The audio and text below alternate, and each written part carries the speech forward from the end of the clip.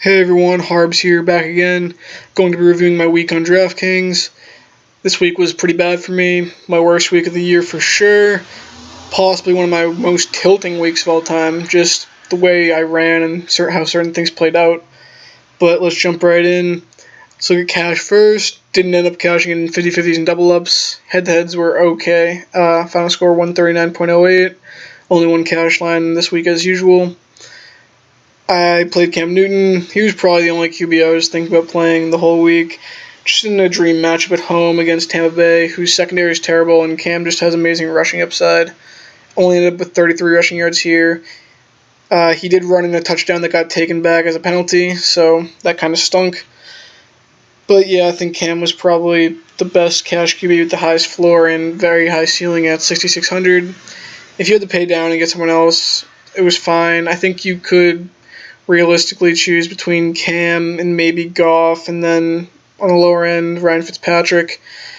I wasn't a big fan of Goff. I considered Fitzpatrick, but it's just not a great spot when you are unsure how he's going to do coming back after being benched for Jameis, and then he's Fitzpatrick. He can have great weeks and he can have terrible weeks, so I went with Cam. I thought it was a great play, as well as 54.9% of the field agreeing with me. He ran pretty bad, to be honest, and still ended up with 21.18 points, so seems fine. Gurley was a lock in cash at only 9,500. Just the role he's been seeing in the red zone, especially in a game with like a 60-point projected total. You just had to play Gurley, even though he pretty much failed, getting 19.9. That's where you don't want to have him in GPPs, but in cash, it's not going to kill you, and you just have to have him. I mean, he could have easily had a 40-point game. Malcolm Brown ended up scoring a touchdown when he jumped over and made one of the most athletic plays I've ever seen in my life. And just a bunch of other things that happened. The Rams fell behind. Gurley was a staple in cash. 40% of the field made a mistake and didn't play him. Kareem Hunt, 46.3%. I thought Hunt was a good play against the Browns, who another defense we like to target with running backs. He got 3 touchdowns in this game, so obviously running very well with touchdown equity, but he is one of the ways they score most often on a team that's going to put up a lot of points. So I'm not extremely surprised to see 3 touchdowns at Kareem Hunt. Obviously, he's running extremely well. Can't really predict touchdowns, but 91 rushing yards, 50 receiving yards, only 1 reception, but I believe that was for a touchdown too, so it's okay. It's annoying to see him with only 1 catch, but to look back, how many times did he get targeted? Only 2 targets. I mean, it's because they had control of the game most of the time, so they were just rushing him, or Mahomes was throwing to Kelsey, who's majority of other targets like Sammy Watkins, Tyreek Hill, etc. So I thought Hunt was a good play. McCaffrey was right there with him. You can play them and Cam together, but I thought Cam takes away so much from McCaffrey's rushing upside, especially near the goal line. And McCaffrey had an extremely good game with touchdowns. That's not going to happen very much throughout the year, especially because the Bucs have been fairly decent versus running backs. So I thought Kareem Hunt was a better play than McCaffrey, even though McCaffrey is going to catch more balls almost certainly. Kareem Hunt definitely has a higher touchdown expectation, and Christian McCaffrey ran pretty well, getting 2 touchdowns. Chris Godwin, extremely off the board play here at 1.1%. And I thought receiver was one of those places this week where everyone was concentrated, and I thought, because everyone wanted to go low price wide receivers to get in the high price running backs, which was fine. I thought that was a good strategy. But I thought Godwin was just an amazing spot against Carolina Panthers team, who were going to be focused primarily on Mike Evans, and Fitzpatrick has shown a willingness to throw it to everyone, not just lock onto Mike Evans like Jameis used to do in years prior when he used to see a ton of targets, like 13, 14 a game. And I thought Godwin had a great chance to get into the end zone in this game and honestly get more targets. He was out-snapping Adam Humphries, and his snap share was trending up. He was getting more targets. Fitzpatrick looked like he was fine throwing to him in the previous games. And honestly, I think it was the right play. Maybe not in cash, but I thought, even if no one was playing him, I thought he had just as good of a floor and ceiling as the other low-price wide receivers. And really, if you could have swapped him with Adam Humphries, that would have been amazing. Obviously, you can't, but Humphries had the game I thought Godwin could have had, and that's how it goes sometimes. I think Godwin probably does that more often than Humphries does, so I thought he was a great play. Week would have been totally different if he had the week Humphries had, of course, but can't think like that. DJ Moore, another, this was kind of paired with Cam. Obviously, you don't need a pairing with Cam, especially because he has that rushing upside, but Moore is going to see more involvement with Torrey Smith out. Obviously, maybe he's had some recency bias to the 17.9, but I didn't really think so. It's not like he scored a touchdown or anything. And he had those 2 rushing attempts. He had 1 in this game to boost his floor up a little bit. I thought in the best match of the week, pretty much against the Buccaneers' atrocious secondary, he was a good play, especially at his price of $4,300. Sutton, I debated not playing Sutton, to be honest. I didn't think he was in a great spot at all. But I essentially decided to do it in cash because it's like a blocker play, and at only $3,900, he doesn't have to do too much, so that was my logic there. I took an underweight position on him in tournaments, but he ended up doing okay, 8.7, so whatever. Kyle Rudolph, with Stephon Diggs getting ruled out, I thought was the best tight end, especially his price point of $3,600. Couldn't get up to O.J. Howard.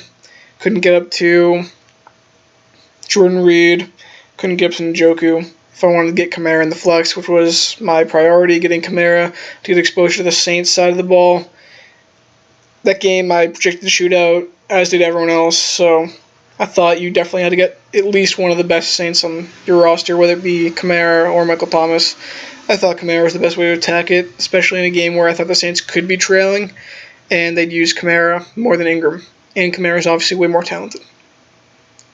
Also, the implications that game had where the winner will likely have home field advantage when they play again. So, then with the Chiefs defense at 2,700, I believe, yeah, the Browns just turn it over a lot, and I thought they were in a decent spot, especially get the pair with Kareem Hunt. I think it's fine. Obviously, defense very hard to predict. Moving on, let's go to the Millie Maker. Ended up getting pretty destroyed in this. I had 30 teams. Ended up cashing for 130, so it's minus 470. Pretty bad ROI. Best team here in 5,894th was a Goff, Hunt, Kamara. Great start there. Cooper Kupp paired with Goff. Thought Cooper Kupp was in the strongest spot of the week for the Rams wide receivers. He had a great cornerback matchup, or slot cornerback matchup. And I thought he was just, in the best spot, especially at the cheapest price of $6,000. Coming back, I wasn't concerned about the injury because they said that he could have played last week, but they decided not to. DJ Moore again, I thought he had great upside in the game. I ended up going with Sutton on this team. I took an underweight exposure in the Millie Maker. I had less than 10% at least, but I guess this team I wanted to fit in Njoku and Michael Thomas, which Njoku ended up not really working out. Obviously, you basically needed O.J. Howard or Kelsey. And Michael Thomas was an amazing play, of course, at getting 42.1 points in hindsight.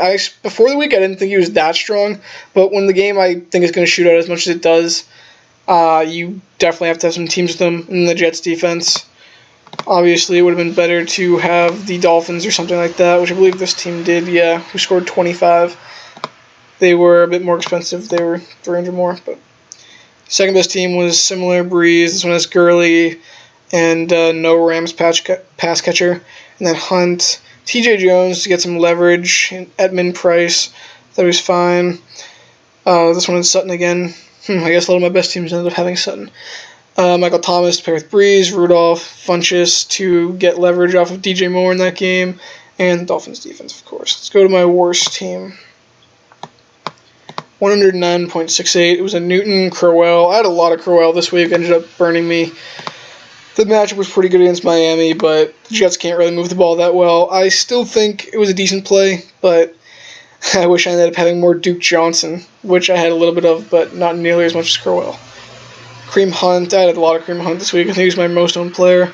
John Brown, decent spot at home against Pittsburgh. He had some decent home road splits that I was looking at, but ended up having a dud game. He's more of an upside player.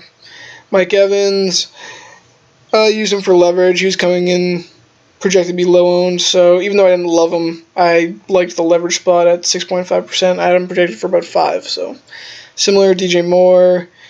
Jordan Reed, I like Jordan Reed again. I think he came in the buy low model, Josh Hermsmeyer. He just looks kind of washed, honestly. Either that or they're just not using him correctly. And Vernon Davis in the field a lot. later in that game. I'm going to rewatch it again. I might stop using Jordan Reed, I'm not sure. And then Cooper Kupp. I wanted at least someone from the Rams in the game that I predicted the shootout, and like I said, I thought he was in the best matchup. Moving on, let's go to the Tiers Wildcat. Didn't cash this for the first time in a while. And I think I ran pretty brutally bad in this, to be honest with you. I think it was a solid team. Newton, Matt Ryan, I thought was amazing. I thought I was in great shape after he had the game he had at only 6.3% in this. I paired him with Julio, of course. Todd Gurley, I think he was a lock, pretty much. I don't know why the 19% of people didn't play him.